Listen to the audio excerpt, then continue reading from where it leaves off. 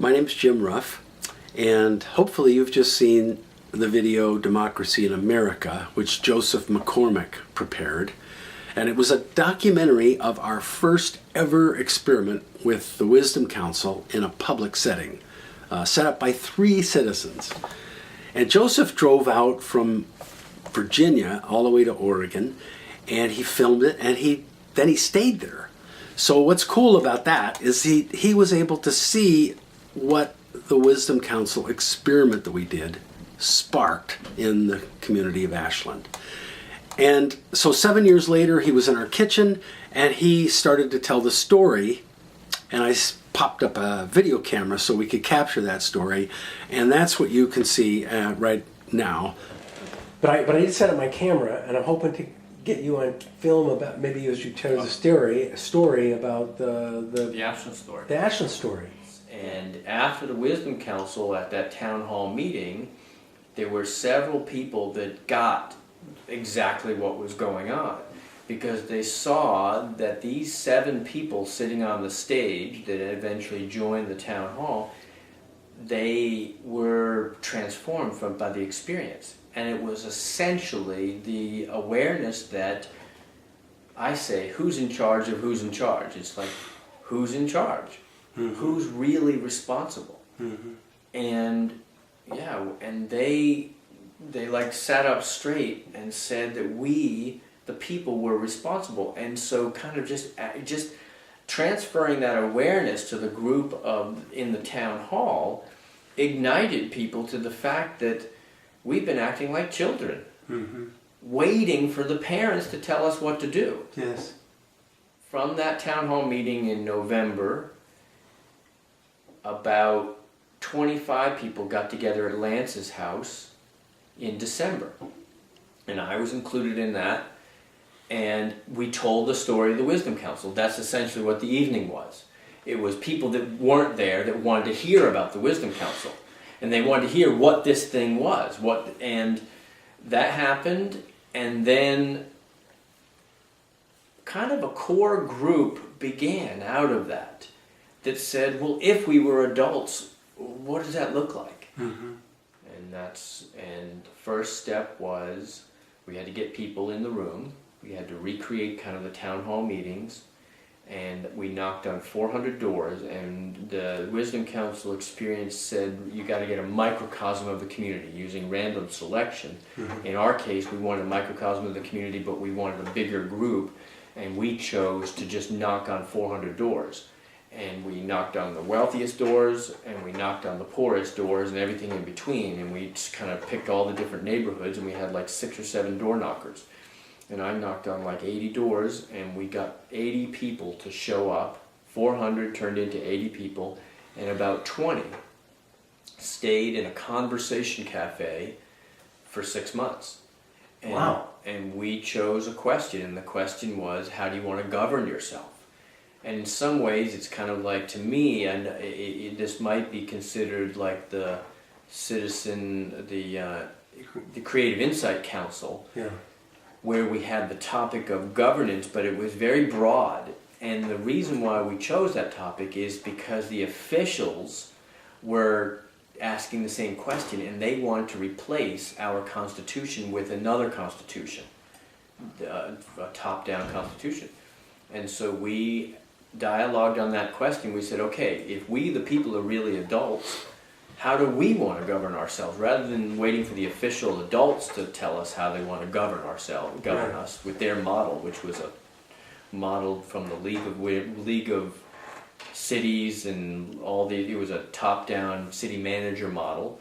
And the Constitution of Ashland had roots in the Chautauqua movement. 100 years ago, it was written by people sitting in town hall meetings. Mm-hmm. That's where and so there was a sacredness to this Constitution. It was, how do we deal with the parks? How do we deal with our police chief and our fire and all these other things? And it had come in an emergent process in the Chautauqua domes of Ashland. And the proposal was to throw that out and put in this new Constitution that was emailed to us. And it pissed us off, to be honest. Mm-hmm. And so we we talked and talked and talked, and we said, okay, if we the people were adults, what would we do? And it drove the insiders, it drove the officials crazy. Because, and we were consistent, and we were doing, and we were trying, we were seeking, we were totally open. We would constantly send invitations to everybody, including city council members. And they'd show up. And eventually they got so nervous that that they were asking us to disband. They asked you to disband. They asked us to disband. The Charter Review Committee asked us to disband. They said, you are a parallel committee, you're not necessary, we are a citizen committee that's already handling this subject, and you don't need to be talking about this. And so we were like, wow, that's where the empowered, we were like, the official insiders were paying attention Yes. to this little group of citizens. Yeah. And then we raised $500, printed 1,000 newspapers, dressed up as patriots, and on July 4th at the biggest parade in Ashland, 5,000 people, 20,000 people in the town, 5,000 come to the parade. That's a big parade. And we had 1,000 newspapers, and we handed them out. And we said, this is what we the people say. Mm-hmm. When that newspaper came out, it spread, and essentially we had a sufficient microcosm of the community in the dialogue for long enough where we were tapped into the collective intelligence of the community. We had the town voted down the ballot initiative 77%. And they said, no, we don't want this top-down plastic version of a charter, this thing that some other people invented that was emailed to our town. We want this thing that we came up with. Yeah.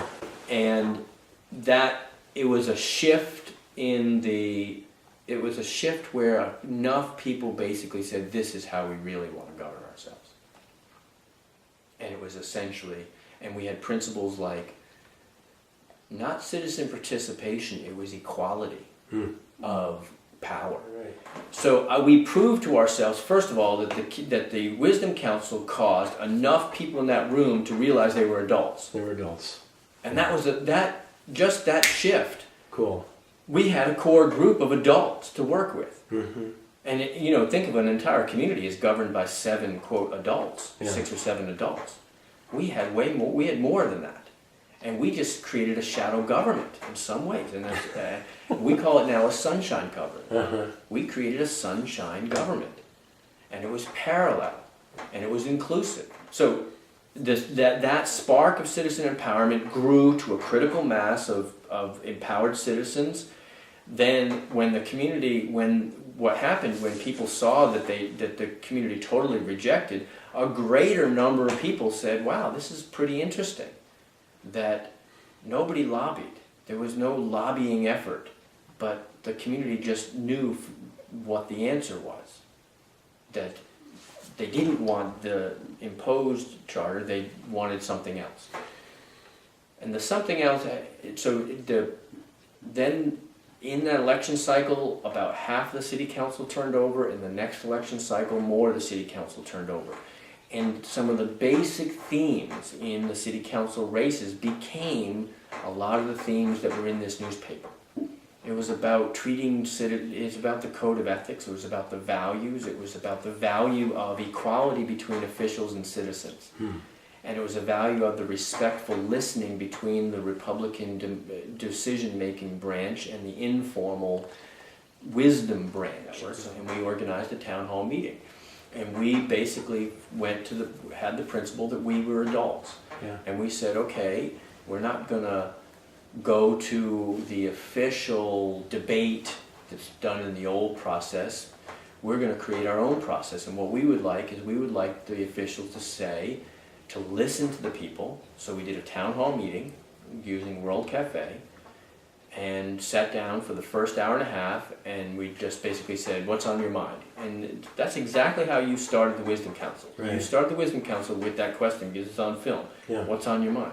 And that's basically what we asked the room. And that's a scary question very often to people that want to manage an agenda. Right.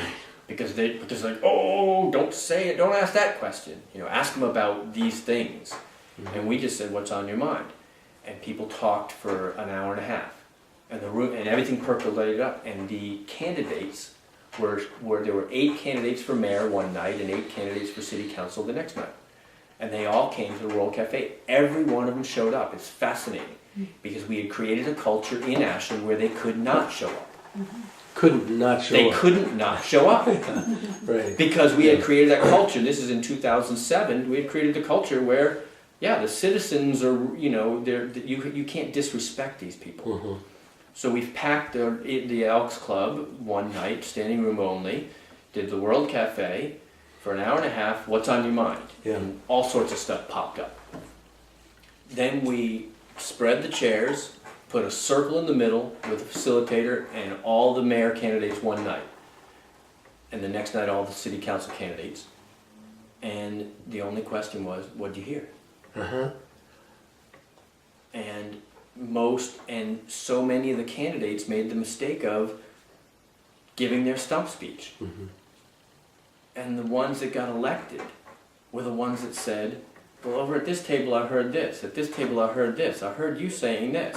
And the mayor, John Stromberg, brilliantly, and you could say that he's a good politician because but he nonetheless, he was clearly above everybody else in saying, this is what I heard. And he was reflecting back what he had heard at his tables.